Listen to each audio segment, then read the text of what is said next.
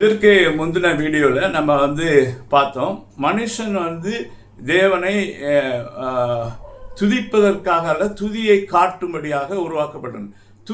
துதியை காட்டும்படியாக எப்படி மனுஷன் துதியாக தேவனுடைய துதியாக எப்படி இருக்க முடியும் என்பதை குறித்து நாம் பார்ப்போம். எரேமியா 13ஆம் அதிகாரம் 11ஆம் வசனத்தில் ஆண்டவர் சொல்கிறாரு, கட்சியானது மனுஷனுடைய அறைக்கு சேர்க்கையாக இருக்கிறது போல நான் இஸ்ரவேல் குடும்பத்தார் அனைவரையும் யூதாவின் குடும்பத்தார் அனைவரையும் எனக்கு ஜனங்களாகவும் கீர்த்தியாகவும் துதியாகவும் மகிமையாகவும் சேர்க்கையாக்கி கொண்டேன், ஆனாலும் அவர்கள் செவி கொடாமற் போனால் என்று கர்த்தர் சொல்கிறார். இந்த இடத்துல ஆண்டவர் சொல்கிறார், அதுதான் துதியை துதிக்கும்படியாக தேவன் மனுஷனை உருவாக்கவில்லை. துதிக்கலாம், துதிப்போம், நம்ம அது விழுந்து போன மனிதன் செய்வான்.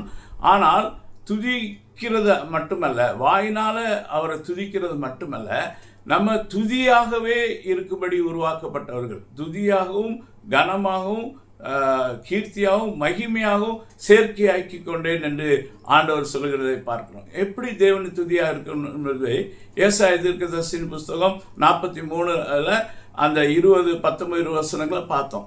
அதில் ஆண்டவர் செய்ய போகிற பலத்த கிரியைகளை பார்க்கும்போது காட்டு மிருகங்களும் வலு சர்ப்பங்களும் கோட்டான் குஞ்சுகளும் தேவனை கனம் பண்ணும்.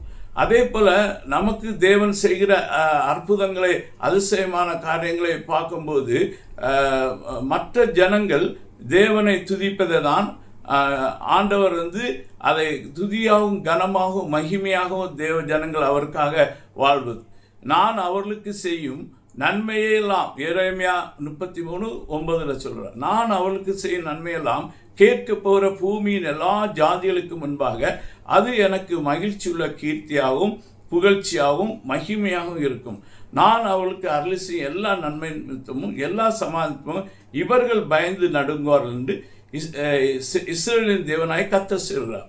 கர்த்தர் நமக்கு செய்கிற நன்மைகளை பார்க்கும்போது நம்ம கர்த்தருக்கு பயப்படுகிறவர்களாய் கர்த்தரை கனம் பண்ணுகிறவர்களாய் மாறுவோம். ஆனால் புறஜாதி ஜனங்களுக்கு முன்பாக மகிழ்ச்சியாகவும் கீர்த்தியாகவும் புகழ்ச்சியாகவும், இதுதான் ஆண்டவருடைய துதியை காட்டி வருது. நம்ம யோசுவாவின் புஸ்தகத்தில் 2ஆம் அதிகாரத்தில் போய் பார்ப்போம் என்று சொன்னால், இஸ்ரேல் ஜனங்கள் அந்த எகிப்தை விட்டு வரும்போது அவங்களுடைய வாழ்க்கையில் தேவன் செய்த நன்மைகள் யோசுவா 2:9 சொல்கிறார், கர்த்தர் உங்களுக்கு தேசத்தை ஒப்பு கொடுத்தார் என்றும் உங்களை பற்றி எங்களுக்கு திகில் பிடித்திருக்க என்றும் உங்களை குறித்து தேசத்து குடிகள் எல்லாரும் சோர்ந்து போனால் என்றும் அறிவேன். நீங்கள் எகிப்திலிருந்து புறப்பட்ட போது கர்த்தர் உங்களுக்கு முன்பாக சிவந்த சமுத்திரத்தின் தண்ணீரை வற்றி போக பண்ணதையும் நீங்கள் யோர்தானுக்கு அப்புறத்தில் சங்காரம் பண்ணின எமோரின் ராஜாக்களாகிய 2 ராஜாக்களாகிய சீயோனுக்கும் ஓவுக்கும் செய்ததையும் கேள்விப்பட்டோம். கேள்விப்பட்ட போது எங்கள் இருதயம் கரைந்து போயிட்டு உங்களால் எல்லாருடைய தைரியமும் அற்று போயிட்டு உங்கள் தேவனாய கர்த்தரே உயர வானத்திலும் கீழே பூமியிலும் தேவனாகும். இதுதான் காட்டு மிருகங்களும் வலு சர்ப்பங்களும் என்ன சொல்லுது. அந்த எரிகோ பட்டணத்தில் இருந்த வேசி என்ன சொல்கிறார் என்றால், அவளுக்கு காட்டு மிருகத்துக்கு வலு சர்ப்பத்துக்கும் சமானம். அவர் சொல்கிறார், உயர வானத்திலும் கீழே பூமியிலும் உங்கள் தேவனே தான் தேவன் என்று ஆண்டவர் சொல்லுகிறதை பார்க்குறோம். இதே போல் ரெண்டாவது நாம் எப்படி தேவனுடைய துதியாக இருக்க முடியும் என்று சொன்னால், மத்தேயு எழுதின சுவிசேஷத்தில் நம்ம போய் பார்த்தோம்னா அதில் இயேசு கிறிஸ்து அற்புதங்களையும் அடையாளங்களையும் அவர் செய்தபோது ஜனங்கள் தேவனை துதித்தார்கள் என்று நாம் பார்க்க முடியும்.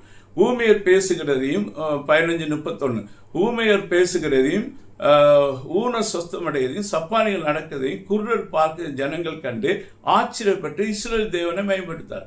இதுதான் 2வது விதமாக தேவனுக்கு நாம் துதியாக மகிமையாக கீர்த்தியாக புகழ்ச்சியாக இருப்பது என்று சொல்வது. தேவனை நம்ம மகிமைப்படுத்துதல் என்று சொல்வது இப்படி தான். ஒன்று, தேவன் நமக்கு செய்கிற பலத்த காரியங்களை பார்க்கும்போது காட்டு மிருகங்களும் வலு சர்ப்பங்களும் வேசி எரியோவின் வேசி சொன்னது போல உயர வானத்திலும் கால பூமியில் உங்கள் தேவனை போல வேறொரு தேவன் இல்லை என்று சொல்கிறது. அதுக்கு அடுத்து நாம் பெரிய காரியங்களை தேவனுடைய நாமத்தின் நிமித்தம் செய்யும்போது, இதே தான் அப்போஸ்தலர் 8ஆம் அதிகாரத்திலையும் நம்ம பார்க்க முடியும். சிதை போல எங்கு போய் சுவிசேஷத்தை அறிவித்த பலத்த செய்திகளை தேவன் அவர்கள் மூலம் செய்த போது தேவனை அவர்கள் மகிமைப்படுத்தினார் என்று நாம் பார்க்கிறோம். கர்த்தர் இந்த வார்த்தைகளால் நாம் ஆசீர்வதிப்பாக. இது தொடர்ச்சியாக நாம் அடுத்த வீடியோவில் பார்ப்போம்.